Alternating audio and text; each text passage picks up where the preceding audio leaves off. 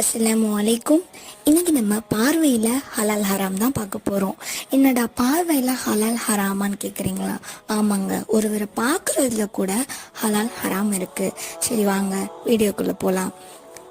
First ஹலால் பற்றி பார்ப்போம். ஹலாலான பார்வை அல்லாஹ்வும் அல்லாஹ்வின் தூதரும் அனுமதிக்கப்பட்ட பார்வை என்னென்னு பார்ப்போமா? இப்போ ஒருவரை நம்ம மரியாதையோட ஆசை இல்லாமல் பார்ப்பது ஹலால்.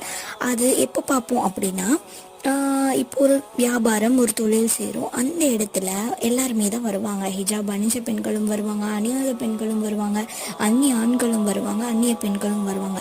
அந்த மாதிரி நேரத்தில் ஒரு வியாபாரம் ஒரு தொழில் நோக்கத்தில் நம்ம பார்ப்பது அல்லாஹ்வும் அல்லாஹ்வின் தூதரும் அனுமதிக்கப்பட்டது. இது ஹலால் தான்.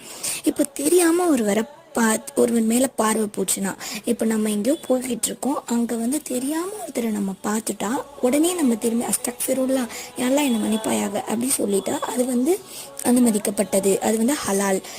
தெரியாமல் போகிறதுல எந்த ஒரு தவறும் கிடையாது. திருமண நோக்கத்தில் ஒருவரை பார்த்தா கண்ணியமான முறையில் திருமண நோக்கத்தில் நம்ம பார்ப்பது ஒரு முறை பார்ப்பது எந்த ஒரு தவறும் கிடையாது. உடன் பிறந்த உறவுகள், அம்மா, அக்கா, தங்கச்சி இவங்களெல்லாம் ஹிஜாப் இல்லாமல் கண்ணியமாக பார்ப்பது எந்த ஒரு தவறுமே கிடையாது.